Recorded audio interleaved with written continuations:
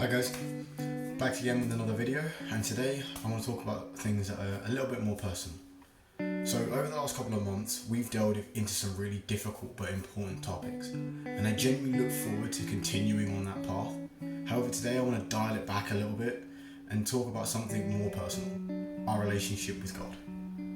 Each Christian's relationship with God, despite believing the same things, is personal to them. You can't inherit a relationship with God. That's something you have to cultivate for yourself. So how do you go about doing that? Simple things really. Reading your Bible, spending time just meditating and listening for God's voice, and talking to God. Today I want to particularly focus on talking to God. What do I mean when I say talking to God? Do I mean prayer, or is it something else?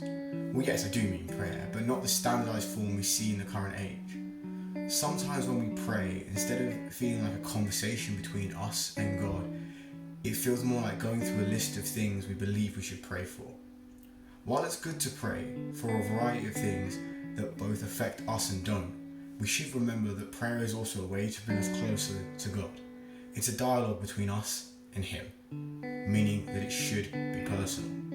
Matthew 7:7 says, "Ask and you shall receive. Knock and the door shall be opened for you." This verse is often interpreted to mean that if we want something from God, we should ask for it.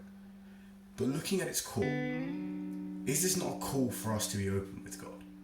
The very fact that it tells us to just ask conveys the message that we can be honest about the desires of our heart with our Father. That honesty should be a big part of how we talk to God. It should be the focal point of our interactions with God. By this I mean that if there is something on your mind, if it's troubling you or if it makes you happy, talk to God about it. The same way you might text a friend or tell a family member, talk to God about it. You don't need to wait for the right time or place. Just wherever you are, take it to God. Find a quiet place, go for a walk, but bring it to your Father. Also, there are no trivial issues. If it concerns you, our Heavenly Father cares about it. As a personal example of my own, one of the things I talk to God about the most some days is help with oversleeping. When I've got something important to do, or just when I need to get up in the morning, due to the nature of my job, sometimes I oversleep, and that's something that concerns me and I talk to God about. This is personal. There's nothing you can't bring because this is personal to you. There's no off-limits topic, no inappropriate place, and no condemnation from God, no matter what you bring to Him. He wants to hear it. He wants to hear from you about the things that affect you because He cares about you. And that's the best part about all of this. It is so personal.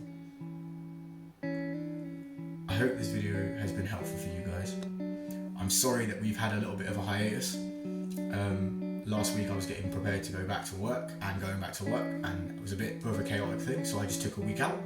And also guys, in the description of this video is going to be a form. In a couple of weeks I'm hoping to do a more heavier week of teaching that I'll go into a little bit more detail on later.